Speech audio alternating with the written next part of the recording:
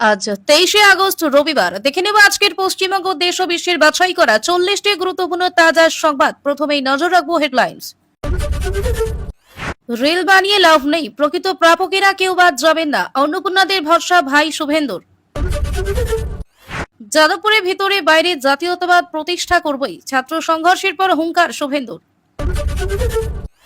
টাকা না পেলে আমার অফিসে যোগাযোগ করুন, অন্নপূর্ণা ক্ষোভ সামলাতে আসরে রচনা।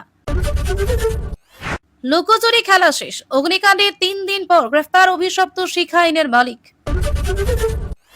সংরক্ষণ শুধু হোক, গরিব মানুষের জন্য বিরাট দাবিতে যন্তর মন্তরে শুরু আন্দোলন। কেমন চলছে চিকিৎসা, মীরা ভট্টাচার্যের খবর নিতে হাসপাতালে মুখ্যমন্ত্রী শুভেন্দু।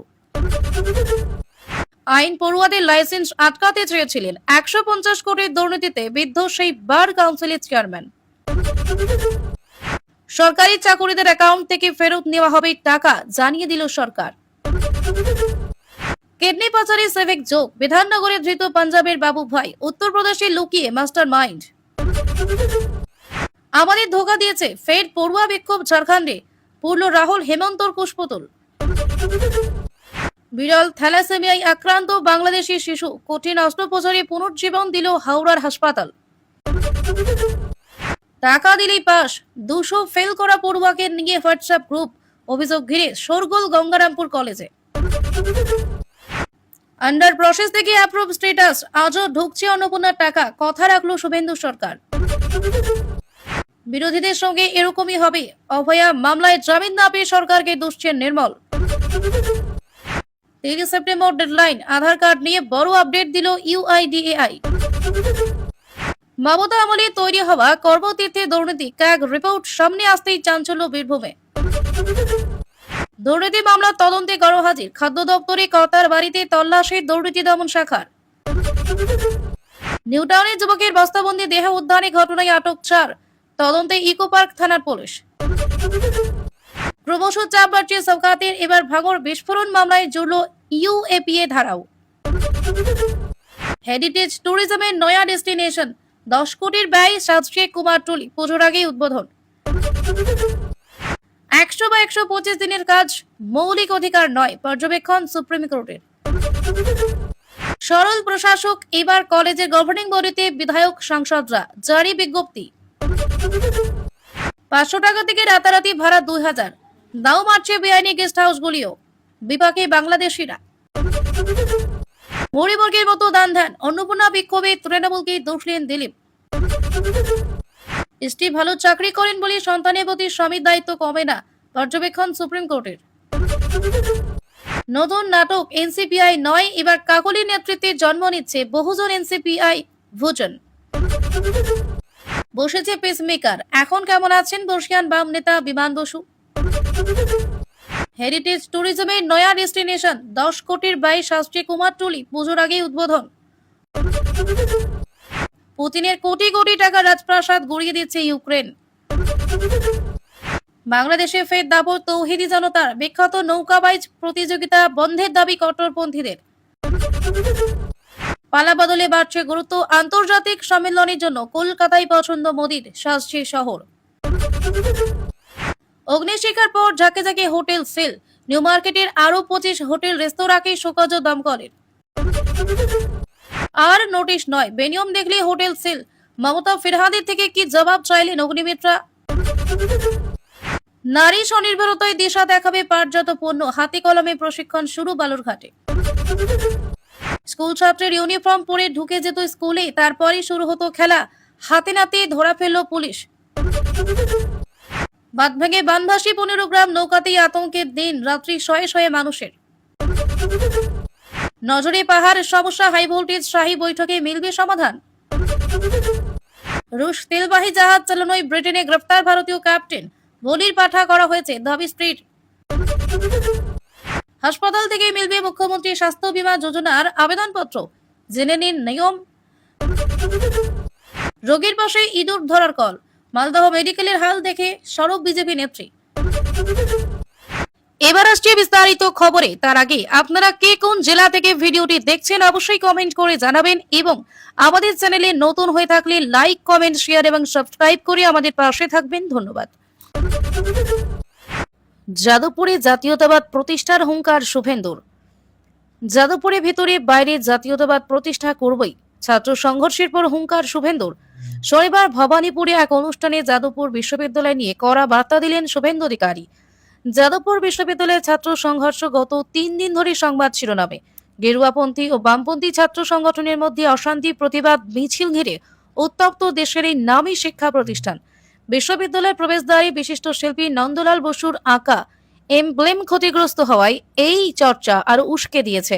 এ নিয়ে মুখ খুলে শুভেন্দু অধিকারী বলেন, যাদবপুর বিশ্ববিদ্যালয় বন্দে মাতারাম গাইতে দেয় না, জাতীয় পতাকা ওড়ে না, এখানে শিক্ষা দপ্তরকে ঢুকতে দেয়নি, সিসিটিভি লাগাতে দেয় না, কিন্তু আমরা যাদবপুরের ভিতরে ও বাইরে জাতীয়তাবাদ প্রতিষ্ঠা করবই। যাদবপুর নিয়ে অনেকেই সোশ্যাল মিডিয়ায় কাঁদছেন, তারা শুনে রাখুন, এ রাজ্যে থাকতে গেলে বন্দে মাতারাম গাইতে হবে। দেশপ্রেম, জাতীয়তাবাদ, রাষ্ট্রবাদের সঙ্গে কোনো আপোষ নয়। যারা কাশ্মীর মাঙ্গে আজাদি স্লোগান তুলছে তাদের মুখ সেলাই করে দেওয়ার দায়িত্ব আমাদের। পরে তিনি জানান, বিজেপির সাংগঠনিক জেলা সিদ্ধান্তে রাখির দিন 10 লক্ষ কণ্ঠে বন্দে মাতারাম গাওয়া হবে যাদবপুরে। অর্থাৎ বাংলার যে কোনো শিক্ষা প্রতিষ্ঠান, সে যতই আপন মেধায় উজ্জ্বল হোক, রাষ্ট্রবাদী আদর্শ মেনেই এগোতে হবে। বিমানবন্দরের ধাঁচে গড়ে উঠবে হাওড়া স্টেশন। বিমানবন্দরের ধাঁচে গড়ে উঠবে হাওড়া স্টেশন, থাকবে আধুনিক সুবিধা। পরিদর্শনে মন্ত্রী হাওড়া স্টেশনে বিমানবন্দরের মতো আন্তর্জাতিক মানের বাস ও ট্যাক্সি টার্মিনাল করার পরিকল্পনা আগেই করেছিলেন রাজ্যের পুর ও নগর উন্নয়ন দপ্তরের মন্ত্রী উমেশ রায়। সেই লক্ষ্যে রেল কর্তৃপক্ষের সঙ্গে কথাও হয়েছে রাজ্য সরকারের। এরই মাঝে হাওড়া স্টেশন চত্বর ও সংলগ্ন এলাকা পরিদর্শন করলেন উমেশ রায়। সঙ্গে ছিলেন পুর কমিশনার তেজস্বী রানা সহ হাওড়া পুরসভার পদস্থ আধিকারিকরা। পরিদর্শনের পর মন্ত্রী উমেশ রায় বলেন, সংশ্লিষ্ট আধিকারিকদের সঙ্গে তাৎক্ষণিক সমস্যার সমাধানের পাশাপাশি দীর্ঘমেয়াদী উন্নয়ন পরিকল্পনা নিয়ে বিস্তারিত আলোচনা হয়েছে। প্রধানমন্ত্রী নরেন্দ্র মোদী ও মুখ্যমন্ত্রী শুভেন্দু অধিকারীর নেতৃত্বে বিকশিত ভারত 2047-এর লক্ষ্যের সঙ্গে সঙ্গতি রেখে উন্নত, পরিচ্ছন্ন ও আধুনিক পশ্চিমবঙ্গ গড়তে আমরা প্রতিশ্রুতিবদ্ধ। তারই অংশ হিসেবে আমরা হাওড়া স্টেশন ও স্টেশন চত্বরকে আধুনিক মানের করতে চাই। পরিকল্পনা হয়েছে হাওড়া স্টেশন চত্বরে গঙ্গারঘাট থেকে দীঘা বাসস্ট্যান্ড পর্যন্ত একটি আন্তর্জাতিক মানের টার্মিনাল করা হবে। হাওড়া স্টেশন থেকে বেরিয়ে চলন্ত সিঁড়ি ও স্কাই ওয়াকের মাধ্যমে বাসস্ট্যান্ড ও ট্যাক্সি স্ট্যান্ডে পৌঁছে যেতে পারবেন যাত্রীরা। ঠিক যেমন দেশের বিমানবন্দরগুলোতে থাকে, সেরকমই করা হবে হাওড়া স্টেশন ও হাওড়া বাসস্ট্যান্ডে। একই সঙ্গে হাওড়া স্টেশন চত্বর থেকে নোংরা আবর্জনা সরিয়ে স্টেশন চত্বরকে ঝাঁ চকচকে করে তোলার পরিকল্পনা রয়েছে। ককরোচদের রুখতে হাতিয়ার বন্দে মাতারাম। ককরোচ রুখতে হাতিয়ার বন্দে মাতারাম। দেশজুড়ে প্রচারে বিজেপি, নিশানায় কংগ্রেস।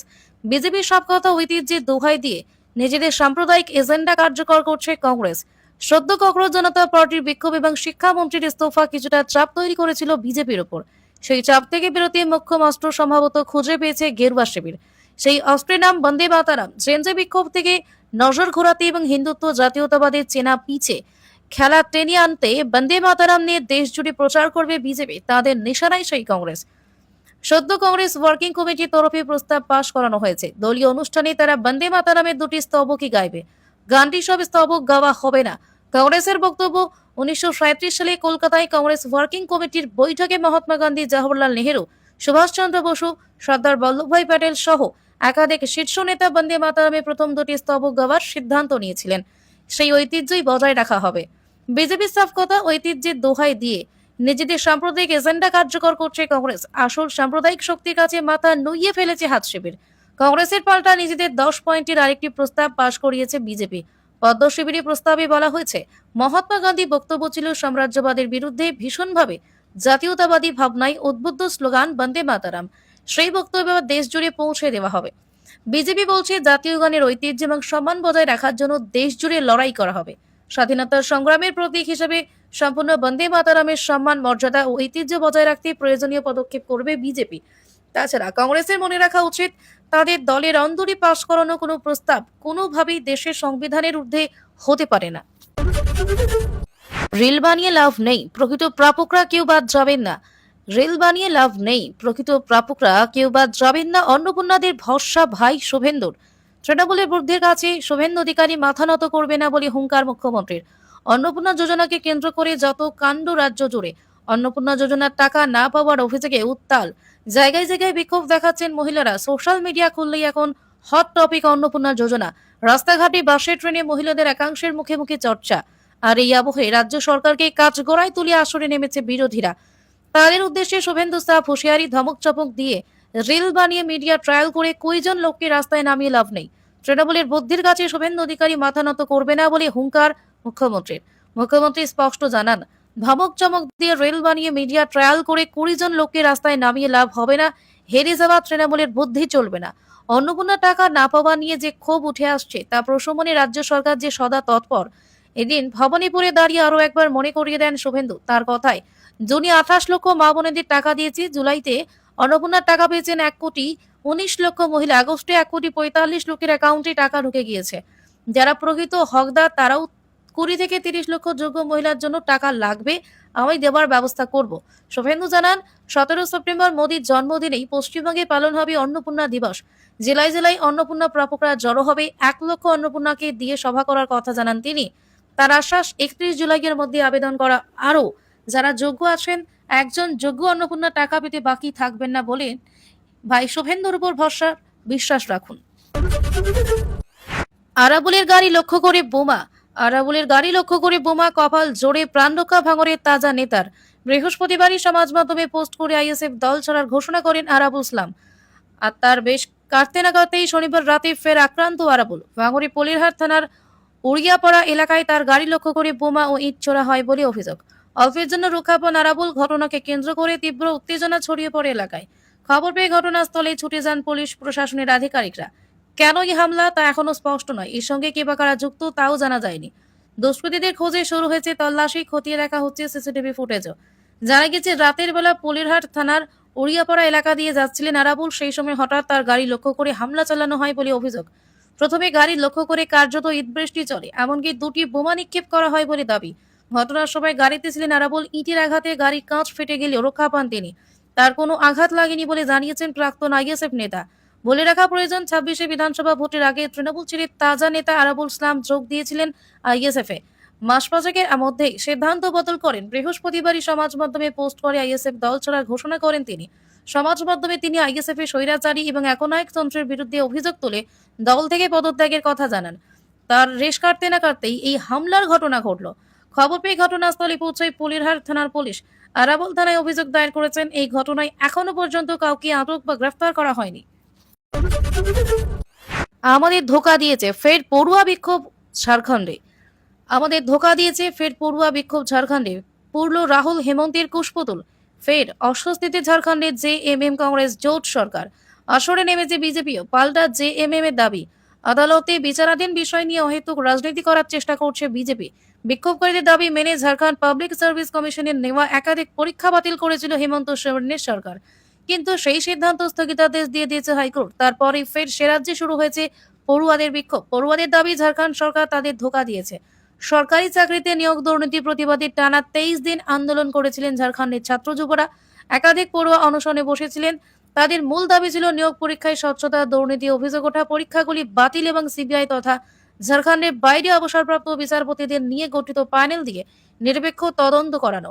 শেষমেশ আন্দোলনে চাপিয়ে 18 আগস্ট আন্দোলনকারীদের দাবি মেনে 2014 সাল থেকে জেপিএসসি এবং জেএসএসসি আয়োজিত সব পরীক্ষা বাতিল করে ঝাড়খণ্ড সরকার। হেমন্ত সোরেন এবং রাহুল গান্ধীকে ধন্যবাদ জানিয়ে পড়ুয়ারা বিক্ষোভ প্রত্যাহার করে নেন, কিন্তু সেখানে বিবাদে ইতি পড়েনি। পরীক্ষা বাতিলের ফলে যাদের চাকরি যাওয়ার আশঙ্কা তৈরি হয়েছিল তারা হাইকোর্টে মামলা দায়ের করেন। সেই মামলার প্রেক্ষিতে হাইকোর্ট পরীক্ষা বাতিলের সিদ্ধান্তে স্থগিতাদেশ দিয়েছে। তাতে ফের নতুন করে বিপাকে হেমন্ত সোরেন। শুক্রবার ফের ঝাড়খণ্ড জুড়ে বিক্ষোভ দেখান পড়ুয়ারা। তাদের বক্তব্য, রাহুল গান্ধী এবং হেমন্ত সোরেন তাদের ধোঁকা দিয়েছেন। সরকার পরীক্ষা বাতিলের সিদ্ধান্ত নিয়েছেন বটে, কিন্তু হাইকোর্টে সেই সিদ্ধান্ত বজায় রাখার জন্য যতটা জোরালোভাবে সওয়াল করার কথা ছিল, সরকার ততটা জোরালোভাবে সওয়াল করেনি। শুক্রবার রাতে ঝাড়খণ্ড জুড়ে বিক্ষোভে একাধিক জায়গায় রাহুল গান্ধী এবং হেমন্ত সোরেনের কুশপুতুল পোড়ানো হয়েছে। আসরে নেমেছে বিজেপিও। বিরোধী দলনেতা বাবুলাল মারান্ডির দাবি, পড়ুয়াদের ভবিষ্যৎ নিয়ে খেলছে সরকার, তাদের মৌলিক অধিকারে হস্তক্ষেপ করা হচ্ছে। পাল্টা জেএমএম এর দাবি, আদালতে বিচারাধীন বিষয় নিয়ে অহেতুক রাজনীতি করার চেষ্টা করছে বিজেপি। ওড়িশা উপকূলে ডুবল পানামার পতাকাধারী জাহাজ। ওড়িশা উপকূলে ডুবল পানামার পতাকাধারী জাহাজ। 24 নাবিকের খোঁজে তল্লাশি। বড়সড় দুর্ঘটনা বঙ্গোপসাগরে। ওড়িশা উপকূল থেকে প্রায় 240 নটিক্যাল মাইল দূরে ডুবল পানামার পতাকাধারী এক পণ্যবাহী জাহাজ। জাহাজটির নাম এমভি ওশান উইনার। নাবিক ও ক্রু মিলিয়ে জাহাজে 24 জন সদস্য ছিলেন। তাদের খোঁজে শুরু হয়েছে তল্লাশি। উদ্ধার কাজে নেমেছে ভারতীয় কোস্ট গার্ড এবং ভারতীয় নৌবাহিনী। জাহাজটি ওড়িশার পারাদ্বীপ বন্দর থেকে 1700 টন লৌহ আকরিক নিয়ে সিঙ্গাপুরের দিকে রওনা দিয়েছিল। যাত্রাপথে এই দুর্ঘটনা ঘটে। সেই বিজয়াপুরমের মেরিটাইম রেস্কিউ কোঅর্ডিনেশন সেন্টার জানিয়েছে, শনিবার বেলা 11টা 48 মিনিটে জাহাজ পরিচালনাকারী সংস্থা ভিক্টোরি স্টার গ্রুপ কোং লিমিটেডের কাছ থেকে খবর আসে জাহাজটির সঙ্গে যোগাযোগ বিচ্ছিন্ন হয়ে গিয়েছে। পরে উদ্ধার কাজের অনুরোধ করা হয়। খবর পেয়ে উদ্ধার কাজে নামে কোস্টগার্ডের 2 জাহাজ বড়দিবাং অনমোল। এছাড়া শ্রী বিজয়াপুরম থেকে বিজিত নামের জাহাজকেও সহায়তার জন্য পাঠানো হয়। আশপাশে থাকা অন্যান্য জাহাজগুলোকেও বিষয়টি জানানো হয়েছে এবং উদ্ধার কাজে সাহায্য করতে বলা হয়েছে। জানা গিয়েছে জাহাজটিতে থাকা 24 জন ক্রুর মধ্যে 20 জনের চীনী নাগরিক। এছাড়া 3 জন মায়ানমার এবং একজন বাংলাদেশের নাগরিক। এক সিনিয়র আইপিএস আধিকারিক জানিয়েছেন, কতজন ক্রু সদস্যকে উদ্ধার করা হয়েছে তা এখনো স্পষ্ট নয়। শেষ খবর পাওয়া খবরে তল্লাশি অভিযান এখনো চলছে। তারাপীঠের পর এবার রামপুরহাটের হোটেলে আগুন। তারাপীঠের পর এবার রামপুরহাটের হোটেলে আগুন। আতঙ্কে হুড়োহুড়ি, ঘটনাস্থলে দমকল। ফের একবার প্রশ্নের মুখে হোটেলগুলির নিরাপত্তা ব্যবস্থা। তারাপীঠে ভয়াবহ হোটেল অগ্নিকাণ্ডে 9 জনের মৃত্যুর ঘটনার রেশ এখনো কাটেনি। এর মধ্যে ফের অগ্নিকাণ্ডের ঘটনা। এবার রামপুরহাট শহরের একটি বেসরকারি হোটেলে আগুন। শনিবার রাতে এই ঘটনায় তীব্র চাঞ্চল্য ছড়ালো রামপুরহাটে। সানঘাটাপাড়া মোড়ে অবস্থিত হোটেল তাজ প্যালেসের রান্নাঘরে চিমনি থেকে আচমকায় দাউ দাউ করে আগুন জ্বলতে শুরু করে। ঘন বসতিপূর্ণ এলাকা হওয়ায় আতঙ্কিত হয়ে পড়েন স্থানীয় মানুষজন। প্রথমে চিমনি থেকে হালকা ধোঁয়া বের হতে দেখা যায়, কিছুক্ষণের মধ্যেই ধোঁয়ার পরিমাণ বাড়তে থাকে এবং আচমকায় চিমনির মুখ দিয়ে আগুনের শিখা বের হতে শুরু করে। আগুন দ্রুত ছড়িয়ে পড়ার আশঙ্কা তড়িঘড়ি দমকল বিভাগে খবর দেওয়া হয়েছে। খবর পেয়ে একটি দমকলের ইঞ্জিন ঘটনাস্থলে পৌঁছায়। পাশাপাশি স্থানীয় বাসিন্দারা আগুন নিয়ন্ত্রণে আনতে এগিয়ে আসেন। দমকল কর্মী ও স্থানীয়দের যৌথ প্রচেষ্টায় অগ্নি নির্বাপক যন্ত্র ব্যবহার করে আগুন নিয়ন্ত্রণে আনা সম্ভব হয়। সময়মতো আগুন নিয়ন্ত্রণে আসার সময় বড় ধরনের দুর্ঘটনা এড়ানো সম্ভব হয়েছে। ঘটনায় কেউ আহত হননি বলে জানা গিয়েছে।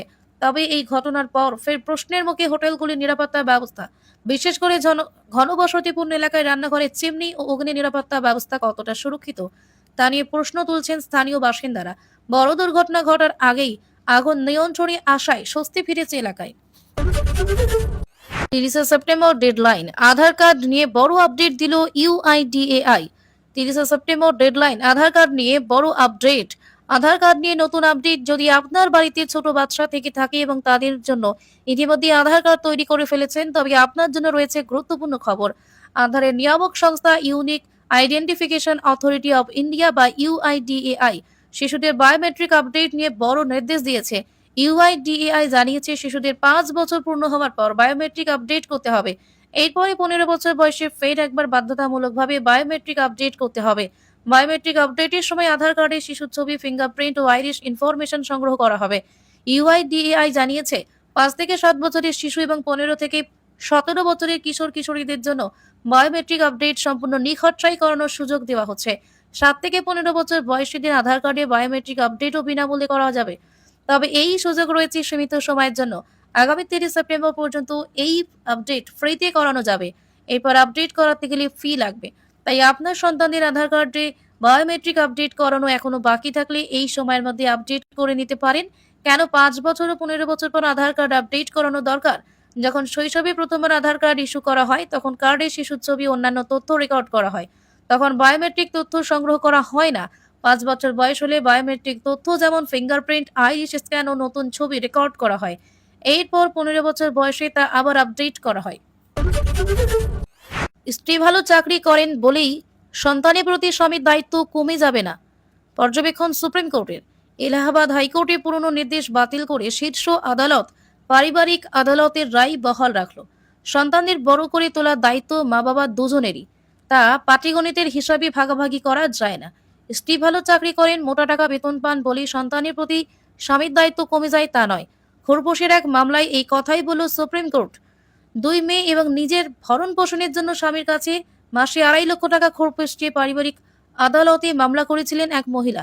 তিনি এবং তার স্বামী দুজনেই পেশায় ডাক্তার। 2006 সালে তাদের বিয়ে হয়েছিল। পরে দাম্পত্য কলহের জেরে তারা আলাদা থাকতে শুরু করেন। এই মামলায় পারিবারিক আদালত স্বামীকে নির্দেশ দেয় 2 মেয়ের লেখাপড়া এবং অন্যান্য খরচ বাবদ মাসে 60,000 টাকা অর্থাৎ কন্যা সন্তান পিছু 30,000 টাকা দিতে হবে। যেহেতু মামলাকারী নিজেও ডাক্তার এবং মাসে অন্তত 1.5 লক্ষ টাকা রোজগার করেন, তাই তাকে আলাদা করে খোরপোশ দেওয়ার প্রয়োজন নেই বলে জানায় আদালত। নিম্ন আদালতের এই নির্দেশের বিরুদ্ধে এলাহাবাদ হাইকোর্টের দ্বারস্থ হন স্বামী। তার যুক্তি ছিল, স্ত্রী যেহেতু নিজেও ডাক্তার, তাই সন্তানের খরচ সমান ভাগে ভাগ হওয়া উচিত। এই যুক্তি মেনে হাইকোর্ট খোরপোশের অঙ্ক কমিয়ে দেয়। 60,000-এর জায়গায় মেয়েদের খরচের জন্য 30,000 টাকা অর্থাৎ সন্তান পিছু 15,000 টাকা দিতে বলে। হাইকোর্টের এই পর্যবেক্ষণ খারিজ করে দিয়েছে শীর্ষ আদালত। বিচারপতি বিক্রমনাথ এবং বিচারপতি সন্দীপ মেহতার ডিভিশন বেঞ্চ বলেছে, সন্তান প্রতিপালনের দায়িত্ব মা বাবা দুজনের হলেও শুধু পাটিগণিতের হিসেব বা টাকার অঙ্ক নিয়ে তা বিচার করা যায় না। মা চাকরি করার পাশাপাশি যেভাবে সন্তানদের দেখাশোনা করেন তার মূল্য দিয়ে টাকা বিচার করা যায় না।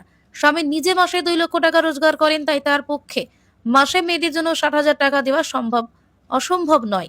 এই পর্যবেক্ষণ দিয়ে পারিবারিক আদালতের রায় বহাল রেখেছে সুপ্রিম কোর্ট। যদিও বিচারপতিরা জানিয়েছেন এটি অন্তর্বর্তী নির্দেশ, মূল মামলা নিষ্পত্তি পারিবারিক আদালতেই হবে। নজরে পাহাড় সমস্যা, হাই ভোল্টেজ শাহী বৈঠকে মিলবে সমাধান। পাহাড় সমস্যার স্থায়ী সমাধানের আশ্বাস দিয়ে 26-এ বিধানসভা নির্বাচনী লড়াই করেছিল পাহাড়ে বিজেপির 3 প্রার্থী। শনিবার সেই সমস্যার সমাধান করতে স্বরাষ্ট্রমন্ত্রী অমিত শাহের সঙ্গে হাই ভোল্টেজ বৈঠক। তাতে অংশ নেবেন পাহাড়ের বিধায়ক ও সাংসদরা। পৃথক রাজ্য গোর্খাল্যান্ডের দাবিতে বরাবর সরব পাহাড়। তাদের একটাই দাবি, পাহাড়কে আলাদা রাজ্য করে দেওয়া হোক। বাম আমল থেকে এই দাবিতে সরব তারা। বামেরা ডিজিএইচসি এবং পরে তৃণমূল সরকার জিটিএ গঠন করে তাদের শান্ত করে, কিন্তু বিজেপি স্থায়ী রাজনৈতিক সমাধানের আশ্বাস দিয়েছে। এদিকে ডাবল ইঞ্জিন সরকার চলছে, তাই তাদের আশা আরও বেড়েছে। স্বরাষ্ট্রমন্ত্রী অমিত শাহের কাছে তাদের প্রথম দাবি পাহাড় সমস্যার স্থায়ী রাজনৈতিক সমাধান। এছাড়া জিটিএ বোর্ড গঠন, পাহাড়ের পুরসভা ও পঞ্চায়েত নির্বাচন করানো, স্বচ্ছ পদ্ধতিতে শিক্ষক নিয়োগ এবং পাহাড়ের যুবক যুবতীদের জন্য চাকরির ব্যবস্থা করার দাবিও রয়েছে। এইসব দাবি নিয়ে স্বরাষ্ট্রমন্ত্রী অমিত শাহের মুখোমুখি হবেন পাহাড়ের বিধায়করা। বৈঠকে থাকবেন সংসদ রাজু বিস্তা, গোর্খা জনমুক্তি মোর্চার সুপ্রিমো বিমল গুরুং এবং সাধারণ সম্পাদক রোশন গিরি। অমিত শাহ শুকনায় যে হোটেল রয়েছেন সেখানে সকলকে ডাকা হয়েছে। দার্জিলিং এর বিধায়ক নোমান রায় বলেন, দ্রুত পাহাড়ে স্থায়ী রাজনৈতিক সমাধানের জন্য আবেদন জানাবেন তারা। অন্যদিকে সাংসদ রাজু বিস্তার দাবি, বিজেপির সময় পাহাড় নিয়ে কোনো ভেদাভেদ হবে না এবং খুব তাড়াতাড়ি স্থায়ী রাজনৈতিক সমাধানের কাজ সম্পন্ন হবে।